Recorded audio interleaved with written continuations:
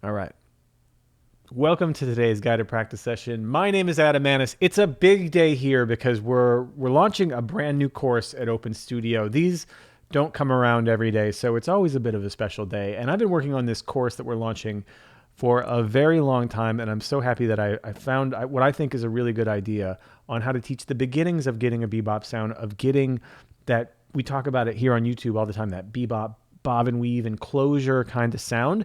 And that's what we're going to be practicing today. We're going to be practicing one of the etudes from my new course, Bebop Enclosures for Beginners. We also are going to be offering that course here at a $30 discount for launch. You can check out a link to the discount and the course here in the chat or in the description, and that is going to be good for a little while longer. So hit that up as quick as you can. And so I'm just excited to finally launch this thing and to finally release this information. We've been kind of going over it and testing the waters on it now for a few weeks here on YouTube. But YouTube today, we are going to practice the full etude from one of the several etudes that we have on the course. We're going to practice it in 4 keys today. So bear with me. This is for every instrument. You do not have to be a pianist. It's not specific. I will be playing some accompaniment for you, but all you need to do is just get to your instrument and practice along with me. It's a beautiful day. Let's get to work. We're going to try to make the world just a little bit of a prettier place. So let's just break down, first, what are we talking about when we talk about bebop? We're talking about a very specific era of music that was invented and perfected by some of the great geniuses of 20th century American music: Charlie Parker, Dizzy Gillespie, Thelonious Monk, Bud Powell. You can even throw Clifford Brown, Max Roach in there as well. I think that those geniuses created a language that is still being used by not even just not bebop musicians, like all jazz musicians, but even non-jazz musicians use some of these principles that these great masters developed and perfected for us. So what constitutes the bebop sound? Well, when I think of bebop, I think of, you think of the great tunes, first of all,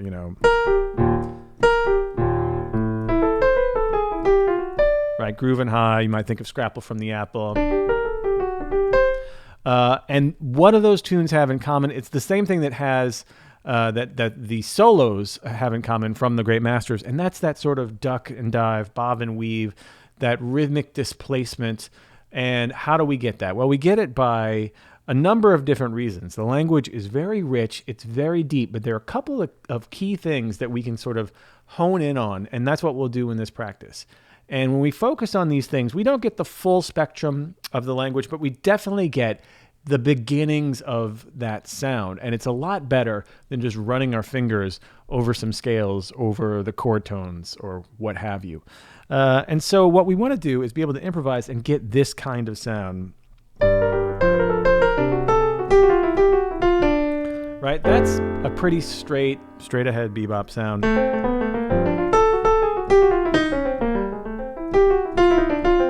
So how can we do that? How can we be able to improvise these elements? Well, everything that I just played is made up of pretty much 2 ideas, right? Broken 7th or broken 9th chords, right? A 7th chord, of course, is a 4-note chord. A 9th chord is the same thing, but starting on the 3rd. So if you have like a G minor 7 here, right? G, B flat, D, and F, it's a G minor 7, or you can have a minor 9, starting on the 3rd, B flat, D, F, and A. So the first principle is that we can break up those 2, 7ths and 9ths, and that's of any chord, C major 7 or major 9, and we can break them up in different ways. Up, down, up, all different kinds of combinations. Just that alone is a lot to work with. The other element that we'll add into it is an enclosure. Now, an enclosure is a very simple concept. We've talked about it here on YouTube before. You have a target, in this case, maybe C, right? And there's a few different ways we can surround C so that we can displace the rhythm a little bit.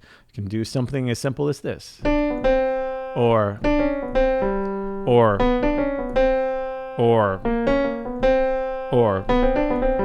all of those are enclosures with C as our target, and there's a ton of them. It's really limitless when you start to include diatonic things and chord tones and chromaticism. There's just a lot of options for enclosures. But these 2 things give us this kind of sound.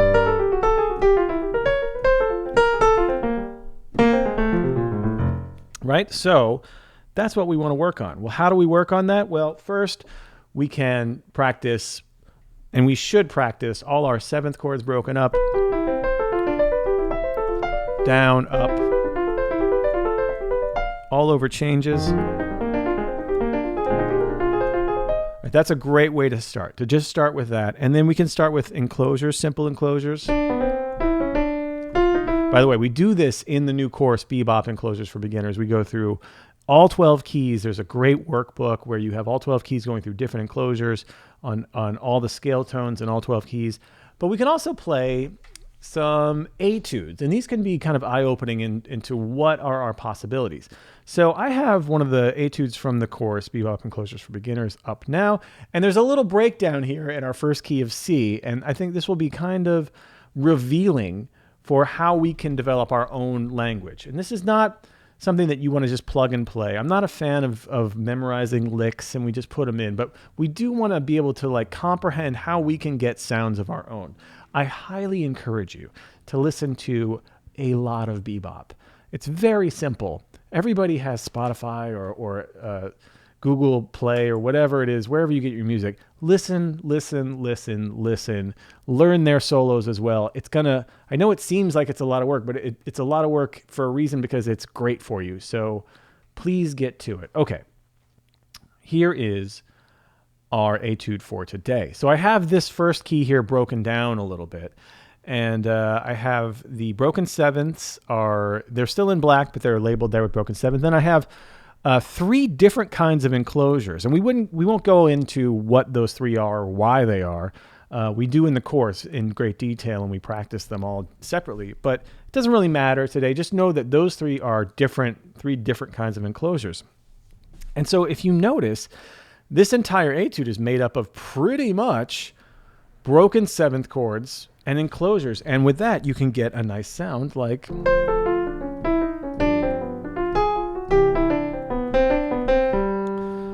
right. That is bebop sounding. There's a lot. Right, so we start out here. Let's break this down a little bit, right? It's pretty fast. How about slower?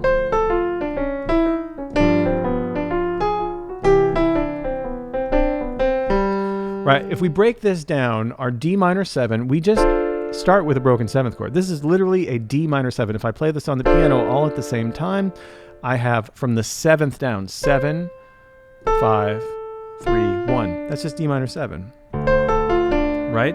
And then we have our first enclosure. Our target is the D, which is on beat 1 of the second bar there. And this entire 4-note phrase is just surrounding D, right? So we surround it first from a half step below, whole step above, half step below again. This is a common enclosure. In fact, in the course, we've named this E1. You hear this all the time. And that's going to that D. D is the target. And then from that D is the 5th of our G7 chord, right? Right? D is the 5th, 1, 3, 5, 7. We just work our way down to the 3rd, right? And then we go up a broken 9th, actually. This is not a broken 7th. This actually is a 9th chord starting on the 3rd, and we have a flat 9, right? And when we get to that flat 9, so we go 3, 5, 7, 9, and we get up to here, to the A flat, which is the flat 9 of G, right? If the G is the octave, the 8, then the A is the 9, and that A flat is the flat 9. So we're up there, all on a G7 flat 9. And then this becomes the start of a new enclosure, which we label as E2 in our course. Again, none of this is like official. It's not, this is just stuff that I made up for the course, but I think it's an easy way to explain a lot of these very common sounds. But if you go Google like E1 and E2, you're not going to find a bunch of stuff on different enclosures. Everybody has their own way of explaining it. So we do this E2, what we label E2 enclosure. Starts from a half step above. Our target is G on, again, that beat 1 of the next bar. Up a half step, a whole step below, and then chromatically up. Then we go down the C major scale. We just skip the F. Right? So G, E, D, C. And then we do what we call a run-through enclosure. Our target in these enclosures is in the enclosure itself. Our target is C here. And this run-through, right, we start a half step below our target, but then we play the target itself. We just run through it, which is why we called it run-through enclosures. And then we just end on our target, and we tag it with a little G there at the end. So the whole thing sounds like this. Again, broken seventh, enclosure, broken seventh, enclosure, scale, enclosure, little tag. This is where we'll start. Again, you don't need to be a pianist. I'm just doing some very simple root and half shell voicings, either root and third or root and seventh on my left hand. I'm not doing anything. I mean, I'm doing like very Bud Powell-ish style voicings, which I believe is appropriate for our practice today. Oh. So let's get to it. Before we do, again, we go over this in a lot of detail in the course that literally just got launched a couple hours ago called Bebop Enclosures for Beginners. There's a link to save $30 on it today for launch special. Check it out here. If you want to go on a deeper dive, we get asked all the time on these YouTube videos, where can I get a deeper dive on this stuff? Well, we have the perfect thing right now. So let's try this let's just get a feel for the shapes. Let's not worry about the rhythm or the swing of it just yet. Let's just do it nice and slow and really get this sound in our hands. So, like super slow.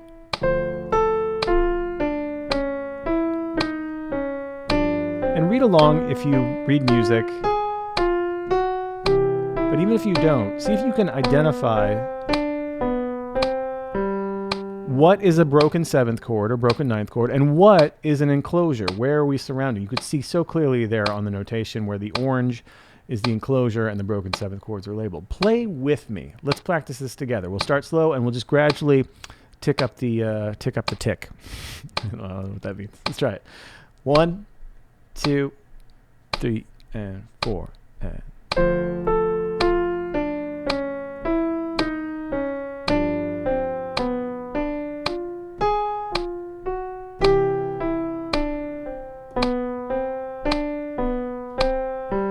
Do it again. 3 and 4 and.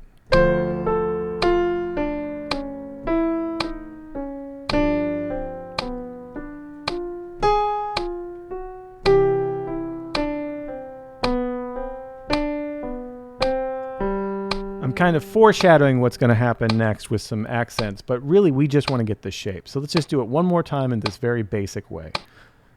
2, 3, and 4 and.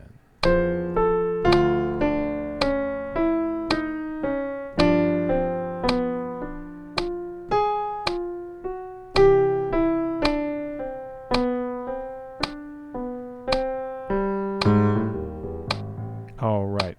So that's a little too slow to actually make music out of. Let's take it up just a little bit to a nice, still slow, but something that we can kind of lean into a little more rhythmically.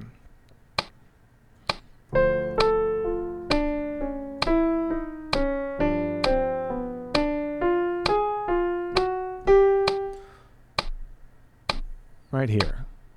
Eighth notes. 2, 3, and 4, and.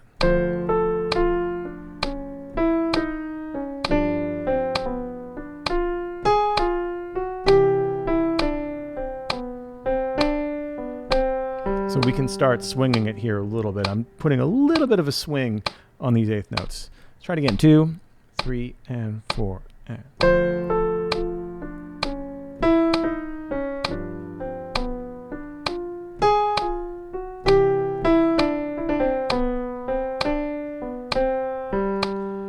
Creep up a little bit because now we're starting to get into territory that we can actually make this feel pretty good.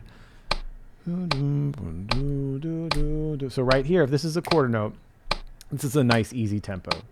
Let's try it right here. 2, 3, 4.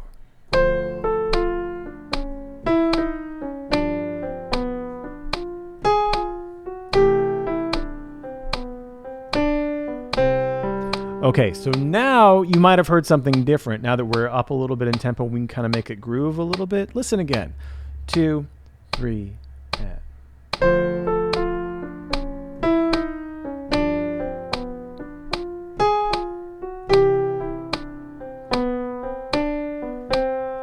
So now I'm kind of putting some accents. I'm exaggerating a little bit, but this is such an important part of getting an actual bebop sound. It's not about, you know, ja, da, da, da, da, with your eighth notes. No. It's not about that at all. It's about getting that right feel of the accent, shaping the line so that it gets that nice duck and dive. The reason why enclosures work so well for this is because it helps us to get that sound. So if we think about even just the top notes of each phrase, I'm exaggerating here, but not much. So the top note of this phrase is actually a pretty hip little sub-rhythm, right? It's like a meta rhythm of the whole thing. 1, 2, 3, and ba boo doo ba doo ba boo da boo doo ba doo ba doo ba da boo doo ba doo ba da da da. Right? Try it again. 2, 3, and.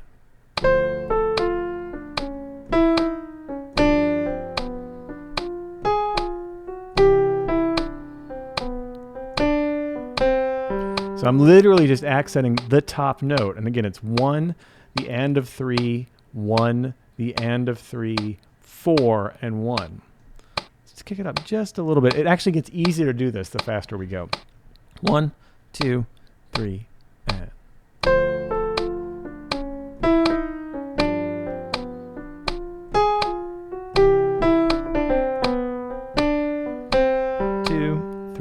Again.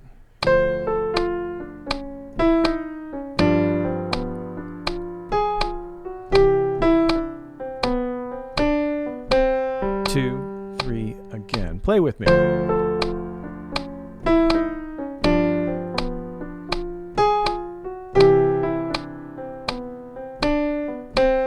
One more time. 3, and.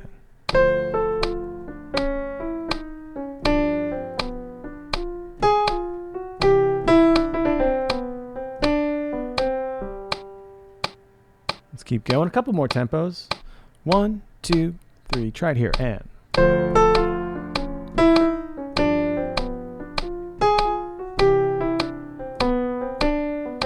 2, 3. Again.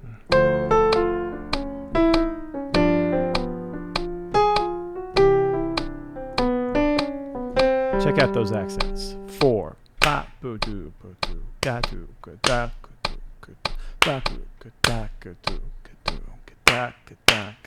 Those meta rhythms are so nice. 2, 3, and.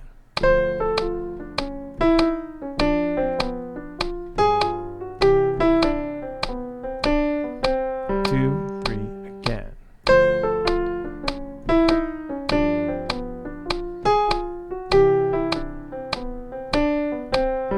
All right, one more tempo here. This is for beginners. We'll keep it nice and light.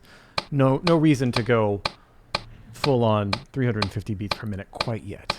We can get there, but not quite yet. Let's try it right here. 1, 2, 3, and.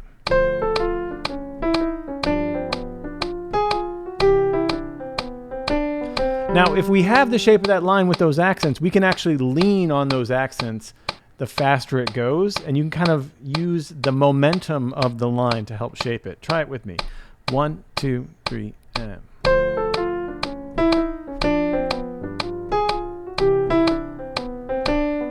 2, 3, and.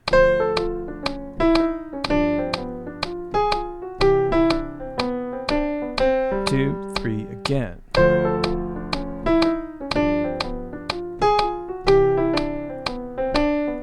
One more time. 3, and.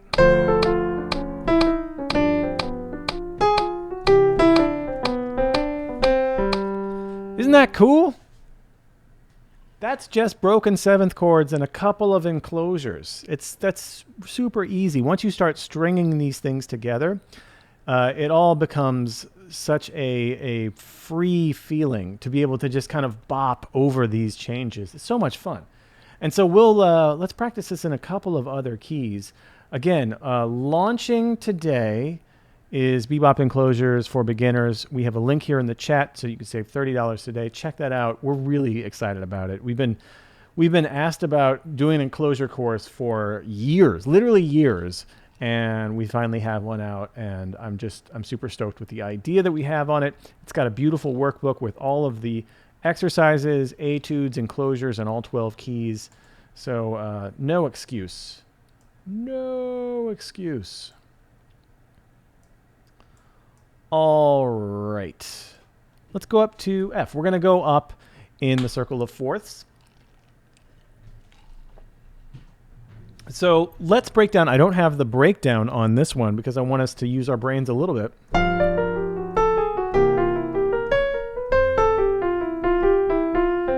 It's the exact same line. We're just transposing it up a fourth. But let's break down what's happening here because this is important. So if we go to a 2-5-1 in F in any key, or 2-5-1, excuse me, in any key, we know exactly how to form similar shapes. It doesn't even have to be the same thing, but we can do, like we can do all of these enclosures, all of these broken seventh chords in various different ways. So we have our G minor 7 chord, right? And then we have our broken seventh chord starting from the 7th. 7, 5, 3, 1. Right? And then we do our enclosure. That's our target is G on beat 1 of bar 2. Right? This is E1 is what we call this in the course. Half step below, whole step above, half step above, half step below. Right? And then we work our way down from G, which is the 5th of C7 flat 9, down to the 3rd, and then we just go up that broken 9th. 3, 5, 7, 9, which is a flat 9. And this is part of another enclosure. Our target is C, right? Then we just go down. C is the 5th of our F major 7 chord. We just go down F major scale, but we skip the B flat. And then we do our run through enclosure. We start below our target. Our target is F. So we start below.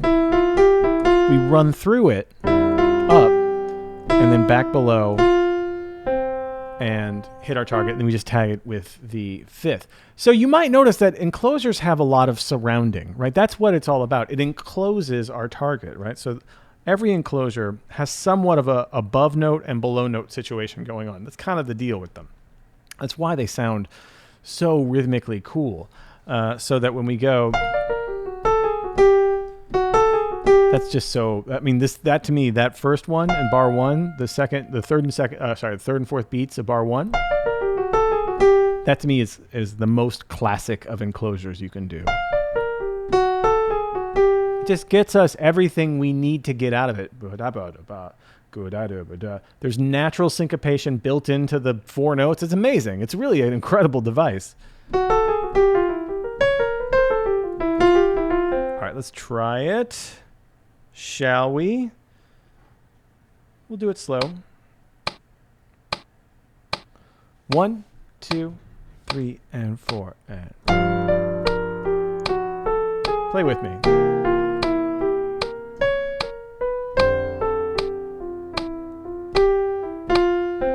And listen to my phrasing here. Listen to the accents. Listen to how the 8th notes lay. That's an important part of learning any improvised music, really any music. You got to listen. So listen to how I'm phrasing this line, how I'm shaping it and accenting it in the various points. Usually I'm accenting at the top of a phrase, like geographically the top.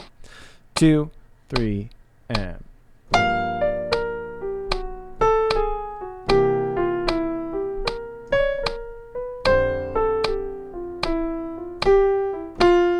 Right? You can make these meta rhythms out of the accents.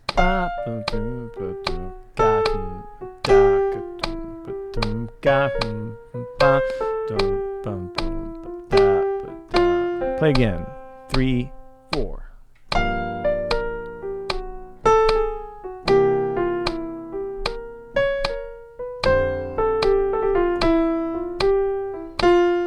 Isn't that nice? Do it a little bit faster. 2, 3, and.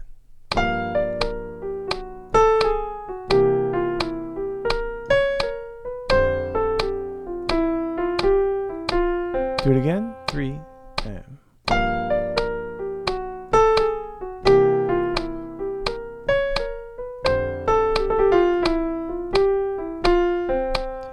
Go up a little bit. 1, 2, 3, and.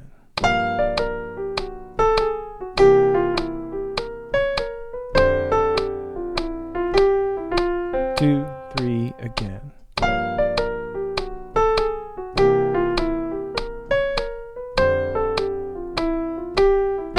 Two, three, four.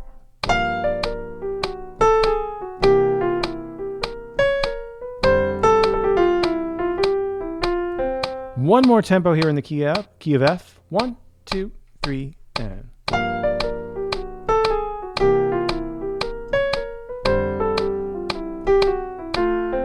3 and.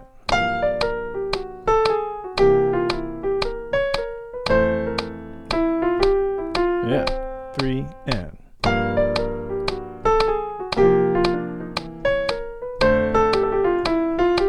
All right, one more time. 3 and.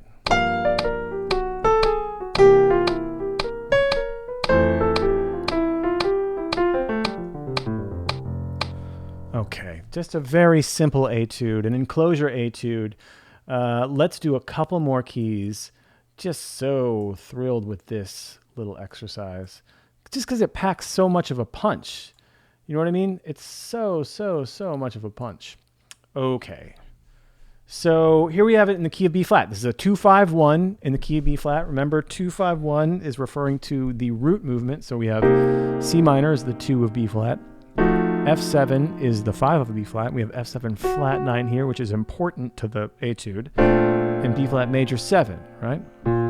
Now, again, if you see an F7, it could be a flat 9. That's really up to you as the improviser in most cases. Unless the melody is just straight up a G here, you really have some freedom as you're improvising to add things like altered extensions. But let's break down. So I'll break this down one more time for you, and then we'll do a little quiz on our next key. So we have our C minor 7, and remember, we start here with a broken 7th chord, starting from the 7th. 7, 5, 3, 1 in the key of C minor. That's literally, those first 4 notes are literally just a C minor 7, broken. That's so important. And then we have a little turn here where our little enclosure 1, our E1, with our target note C. Right? C, that's the C on the first beat of the second measure. So we start a half step below it, go to a whole step above it, and then surround it from a half step above, half step below. This is one of the more common enclosures there is. You can take this anywhere. Actually, in the new course, Bebop Enclosures for Beginners, we do take those all over the place and through scales and all 12 keys. It's really fun. Okay, so then we land on our C there on our second bar. We are now on an F7 chord.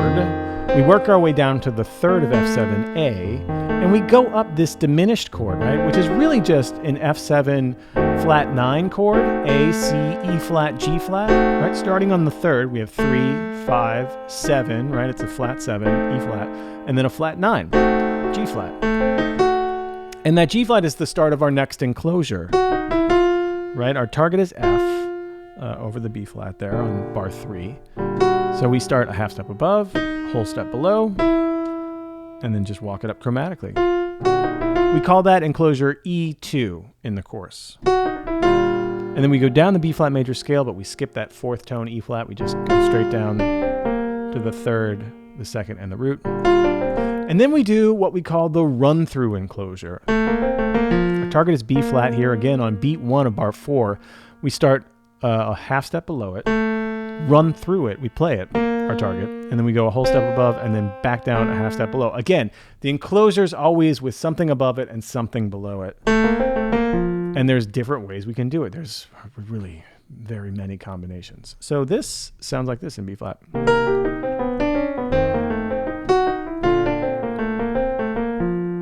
Yeah, not bad, eh? Not bad at all, really. Let's try it. Again, we'll just go slow. 1, 2, 3, and 4, and.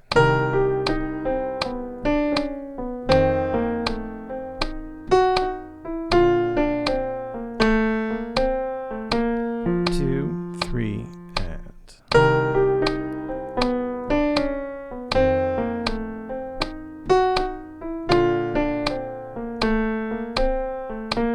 2, 3, again.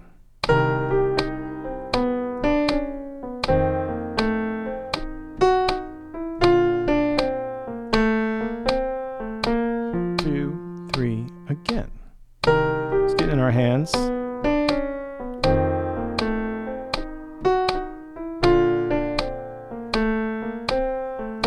One more time. 3 and.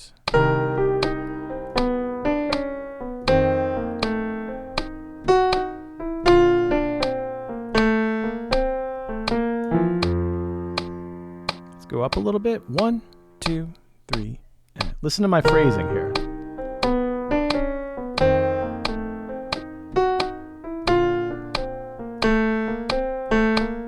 How is the line shaped?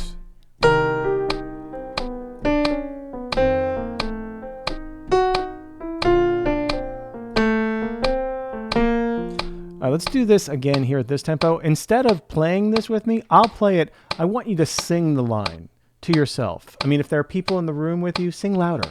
Just be very confident with it, or sing in your mind's ear. But see if you can sing the way that I'm playing it. See if you can phrase it in the way that I'm phrasing it. We'll do it a couple times like that. Let's try it. 1, 2, 3, and.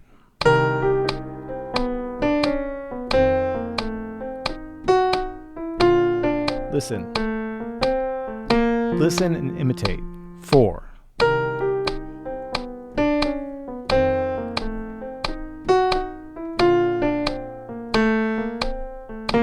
Again, 3, 4. 8.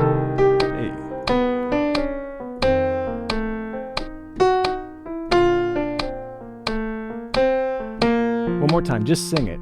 And.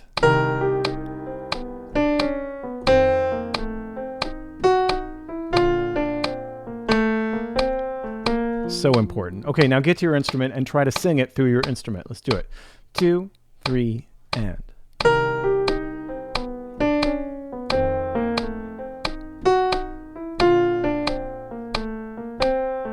Listen to my phrasing and imitate. And.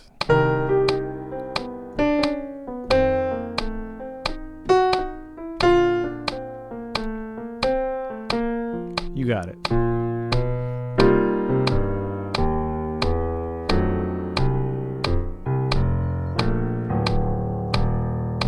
Do it again. 3, and.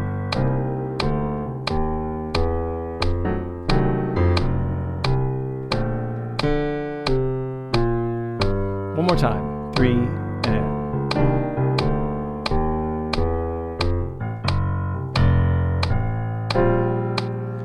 All right. Isn't that fun? Let's do one more key, and before we play it, let's do a bit of a quiz on it. So we've been talking this whole time, and even in the beginning, I had a whole graphic up here about what was going on here, and there's a few key things that I just want you to identify. Can you identify what is the broken 7th chord in the first bar? What is that broken 7th chord? Where is it? Think about it. Where's the broken 7th chord or broken 9th chord in the second bar? Think about it. What 4 notes make up a broken 9th chord in the second bar? Okay, if you said in the first bar, the broken 7th chord was that first 4 notes, and that it's F minor 7, you would be correct. Congratulations. In the second bar, what was the broken 9th chord? It starts on beat 2. It's D, F, A flat, and C flat, right? That's our B flat 7, flat 9 chord starting on the 3rd. 3, 5, 7, 9. Good. Okay. Quiz time is not over. This is quiz part 2. Quiz B. Where is the very first enclosure of this etude? How many notes is it, and what is the target? Where is it? How many notes, and what's the target? Think about it. If you said it was beats 3 and 4 bar 1, and the target was that F in bar 2, you would be correct. Which one of these enclosures, this is our last question for our quiz. Thank you for bearing with me for our pop quiz. Which one of these enclosures is a run-through enclosure? Where's the run-through? And what does that mean? If you said beats 3 and 4 of bar 3, with the target being E flat there on beat 1, you would be right. That is our run-through enclosure, in that we run through the target.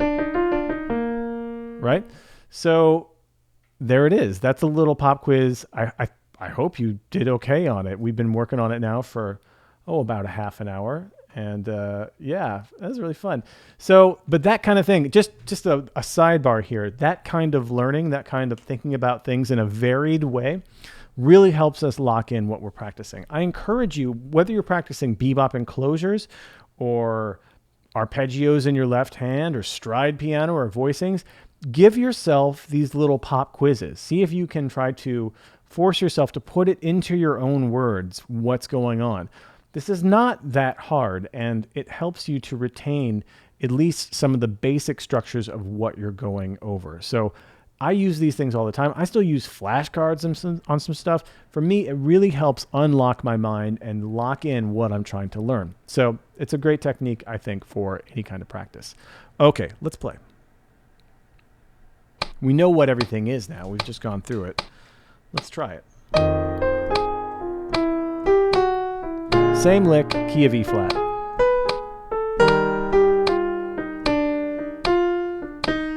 Play with me. 3 and.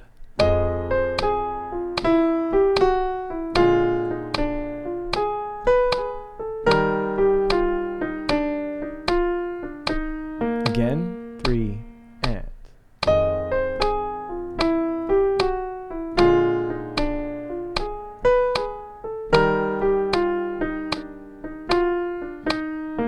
Right, we have our 2, 5, 1 in the key of E flat. F minor 7 is the 2.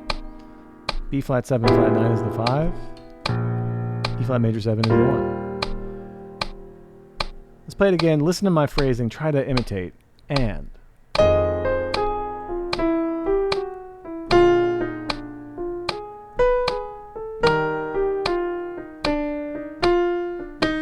Two, 3, again.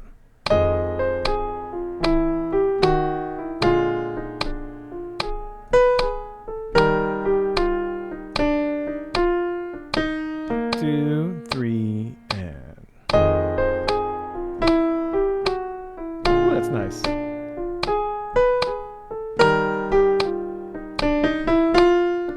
There's a little flare. Let's take it up. 1, 2, 3, and play with me.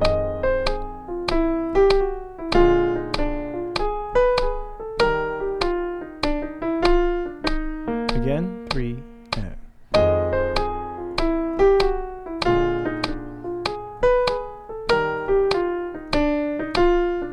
Got it. 3 and.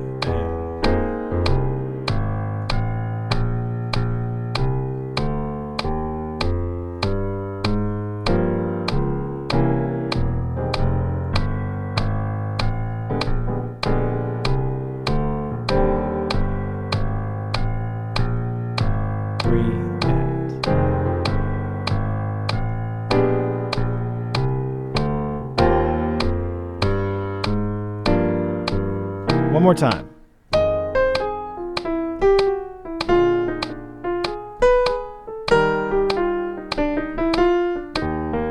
Okay, let's do one more tempo. Let's end on a nice bright note, shall we? Let's do it. Right here. This line feels great. Feels really good in E flat on the piano. Get to any instrument. Doesn't matter what instrument you're playing. This is good for any instrument. Let's try it. 1, 2, 3, and.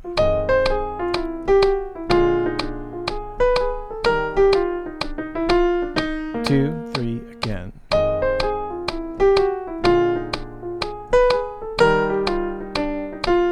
You can really hear those accents.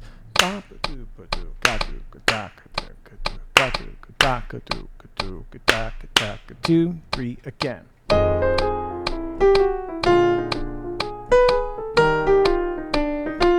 Two more times. 3 and.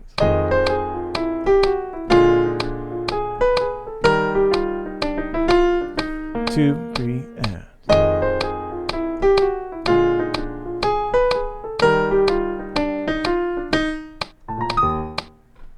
Corny ending complete. Thanks very much for your practice today. Let's bring up the original again so you can see what this looks like broken down. I'll even make it nice and big for y'all. Look at that.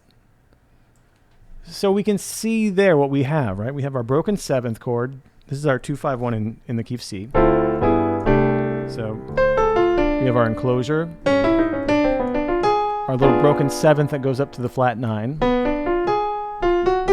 and then our second enclosure, E2, and then going down the C major scale, skipping the 4th, and then our run-through enclosure, one of my favorites, with our target C. That's it. We got it.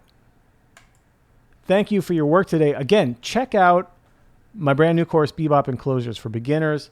Super proud of it. Just launched like literally a couple of hours ago. And we have a special launch special here. You could save $30 today. Check out the link in the chat or the description. It'll be up for a little while as we launch this course. We're just super stoked about it. Already got some great feedback from some members just in a couple hours. So really, really nice. If you're already an Open Studio Piano Access Pass member, you already have this course. It's on your dashboard, as you do any course we launch, which has been a lot.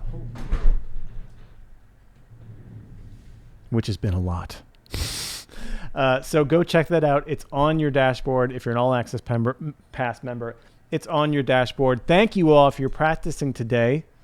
Until next time, happy practicing. Oh, and let me know what you want to call my little overhead camera monster here. We'll name him. We'll name him right away. Thank you, Judah. Thanks, Mark. Let me know if you have any questions about what we're working on today either. I can hang out for another couple minutes. I'm just chilling. Thank you, Tigran. Thanks, everybody, for your work. It's a great day to put in some good work. Cool, cool, cool. Thanks, Procreation Sound. Thank you, Judah. Thank you, Nick. Nice, Mark. Awesome. Thank you, William. Appreciate it, man.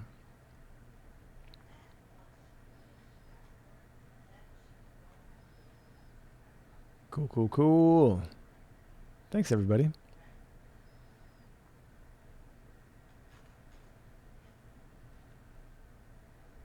Micah Conda. That's good stuff. This is why. Camzilla. Little cam monster. It is ugly. Got to figure that out. I got to put some flowers on it or something. You know what I mean? Cool, cool, cool. Oh, thanks, Mark. Yeah, it really is fun. You know, there's something about practicing with other people. Holds you a little bit of accountable. Makes you sort of part of it. It's really nice. Thanks, Nicole. Thanks, y'all. Really great. Well, if there's no other questions, I'm going to take off. What's the craziest enclosures you used? I don't know. That's a good question, Rylan. I don't know if there's a crazy enclosure. There are some ones that are hard to define. Like there's this one, which I consider an enclosure.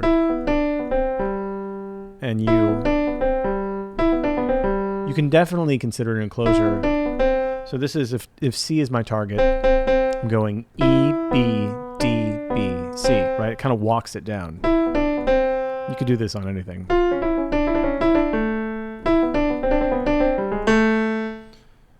So that is pretty crazy. But I mean, enclosures are, at this point, it's so much a standard part of all jazz language and a lot of music language, not even jazz related, that it's not that crazy. It's all very, I mean, at one point it was considered very controversial and not great. Like they, you know, even Louis Armstrong did not like what those guys were doing. And so, at first. And so there's definitely, has been some acceptance over the decades. And oh yeah, join us tonight. We are listening to Robert Glasper's Black Radio, in my opinion, one of the great records of the 21st century so far.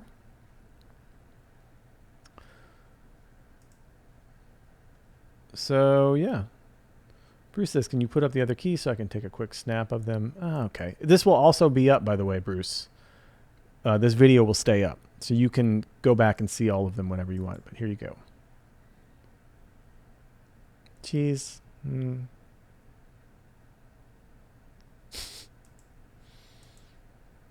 There's B flat.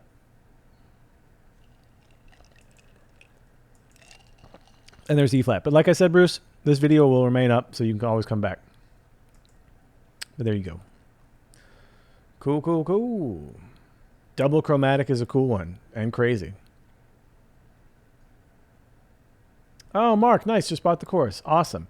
Yeah, if anybody's still interested, that deal will be available for a little while longer. So take advantage of saving the $30 on our brand new course, Bebop Enclosures for beginners. Like I said, worked really hard on this one and worked hard to try to get it as simple of a concept as possible so that we could explain it in a way that was easy to digest and gets you playing right away. So there's just a lot of guided practice sessions where you're practicing with me, and hopefully we've broken it down in a very easy to understand kind of way. And again, also for everybody interested in this sound, the by far best way to get it is to listen to a ton of bebop. Just keep listening to bebop. Put it on your daily playlist, right? Just a little bit of bebop can go a long way as far as like being able to get it just in your bones. You need that sound in your soul so that when you go to play anything, even if it's not quote unquote correct, none of that matters. As long as you have the spirit of it, that's what really counts. And even though, we're happy to talk and geek out about notes and enclosures and all that stuff, none of it can compare to actually listening and absorbing the masters play it and trying to at first copy what they do so that you can get your own stuff going. So if you're not listening to what you're trying to play, like if you don't listen to a lot of bebop but you want to be playing better bebop, you're definitely not doing it justice. So make sure to get in there. And it's fun. I'd rather be listening to music than almost anything. So cool. All right, folks. Great session. Come join us tonight at 8 p.m. Eastern Time right here on this YouTube channel. Peter Martin and I listen to Black Radio. Check out the new course, Bebop Enclosures for Beginners. There's a link here in the chat, link in the description to save $30. See ya. Later, folks. Thank you, everybody, for your practice today. See ya.